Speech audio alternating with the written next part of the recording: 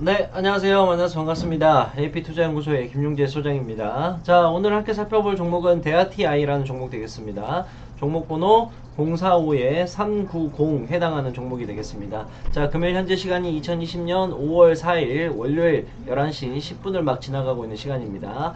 자, 대아티아이 전일 대비 지금 4%가 상승이 나왔죠. 오늘 갭 상승이 좀 나왔는데, 자, 어찌됐건 간에 우리 국내 증시가 연휴가 들어가 있는 동안 북한 김정은 관련해가지고 북한 김정은이 활동을 재개를 했습니다. 결국에는 건강 이상설을 압축을 시켰어요. 나 멀쩡히 살아서 잘 돌아다니고 있고 열심히 하고 있다 라는 내용이 나와버렸죠. 그러다 보니까 오늘 대북 관련된 모든 종목들이 아침에 갭 상승으로 출발을 했습니다. 뭐 대아티아이 철도 관련주죠. 대아티아이도 그렇고, 그 다음에 북한산이 아니죠. 북한의 금강산 관련된 아난티도 오늘 상승이 좀 나왔고, 자, 그래서 이제 전체적으로 대북주들이 상승이 나오고 있는데, 자, 이 대북주들은 결국에는 북한과의 관련된 문제이기 때문에 북한과의 관련이 어떤 식으로 이제 이어지느냐에 따라서 주가의 흐름이 많이 결정이 됩니다. 자, 저는 개인적인 생각으로 봤을 때 일단 뭐 제가 단기적으로 좀 이야기를 드리겠고, 그 다음에 중장기적인 관점에서 좀 얘기를 해드릴게요. 자,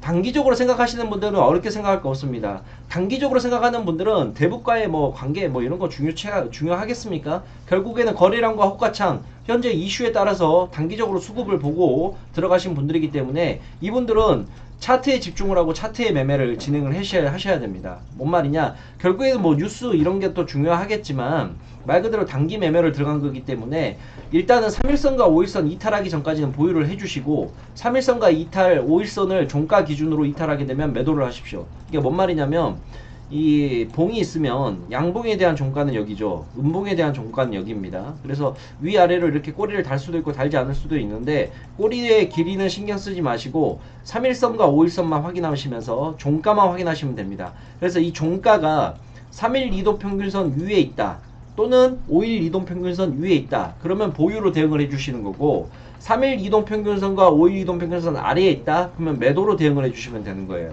어렵지가 않죠. 그래서 종가만 확인하시면 됩니다. 그래서 보통 수급이 들어오고 테마에 의했던 이슈에 의했던 아니면 뉴스에 의했던 공시에 의했던 어떠한 시기든 간에 거래량이 붙으면서 올라오는 종목들 같은 경우에는 3일선과 5일선을 종가가 이탈을 하게 되면 다음날부터 하락하는 경우가 많아요. 그래서 짧게 보시는 분들은 3일선 보시고 좀 길게 보시는 분들은 5일선을 보시면서 대응을 하면 될 것 같고, 중장기적으로 모멘텀을 좀 보시는 분들께서는 저는 대북주 관련해서 중장기적인 모멘텀을 봤을 때는 여전히 보유할 가치가 있다고 생각을 합니다. 왜 그러느냐? 일단은 이게 결국 대북주들은 우리나라와 북한과 미국과의 관계 이러한 부분에 의해서 많이 좌지우지가 되는데, 이게 평화 모드가 발동이 돼요. 뭐 서로 간에 뭐 싸우지 말자, 우리도 뭐 북핵 포기할게, 그럼 우리도 경제적 지원해줄게, 한번 이야기 나눠보자, 이런 식으로 이야기가 진행이 됩니다.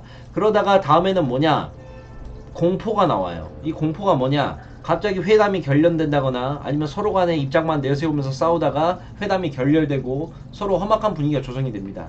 자, 그 다음에는 또 뭐냐? 이 공포가 최고치에 이르게 되면 그 다음은 또 다시 평화 모드예요. 이게 결국에는 패턴입니다. 패턴. 평생을 그래왔어요. 평생을. 북한과 우리나라와 미국과의 관계가 좋아지려 그런 다음에 안 좋아지고, 안 좋아지려 그런 다음에 다시 좋아지고, 그러면 결국에는 그렇게 된다는 거죠. 자, 지금의 분위기는 뭡니까? 미국에 관련된 것도 그렇고 우리나라에 관련된 것도 그렇고 서로 간의 분위기가 별로 좋지는 않아요. 근데 이 분위기가 안 좋은 게 언제까지 갈까라고 생각을 했을 때 그렇지는 또 않다는 거죠. 미국의 대통령 트럼프가 재선을 다시 한번 하기 위해서는 북한과의 관계를 반드시 풀어야 되고, 어찌됐건 또 북한과 대화하는 모습을 좀 보여야 될 겁니다. 북한 입장에서도 결국에는 미국과의 대화에 계속 뿌리칠 수는 없으니 응해야 될 거고요. 자, 그리고 가장 중요한 거는 이제 우리나라의 문제인데, 우리나라도 알다시피 이제 민주당이 이번 총선 국회의원 선거를 끝내면서 180석으로 거대 정당이 되었어요. 그런데 알다시피 민주당은 북한과의 관계를 굉장히 우호적으로 바라보는 당입니다. 그렇다 보니까 우리나라에서도 이제 대북 관련된 이야기나 내용들이 힘을 받을 수밖에 없는 거죠. 그렇다 그런다면 결국에는 대북주들은 앞으로의 상황을 봤을 때 충분히 메리트가 있고 중장기적으로 좀 보유를 할 만하다 라는 게 제 개인적인 생각입니다. 그래서 고점에 대한 조정은 반드시 나올 수도 있겠지만 이 조정 구간이 끝나게 되면 다시 한번 추가적인 상승이 나오기 때문에 현재 구간에서부터 밑에 구간까지 분할 매수로 접근해서 좀 장기적으로 보유는 하는 전략이 필요하다고 저는 생각을 해요. 그래서 그 부분을 생각을 하시면서 매매를 좀 진행을 한번 해보시고, 내가 단기적으로 매매할 건지 중장기적으로 매매할 건지 일단 이것부터 선택을 하시는 게 맞다고 생각을 합니다.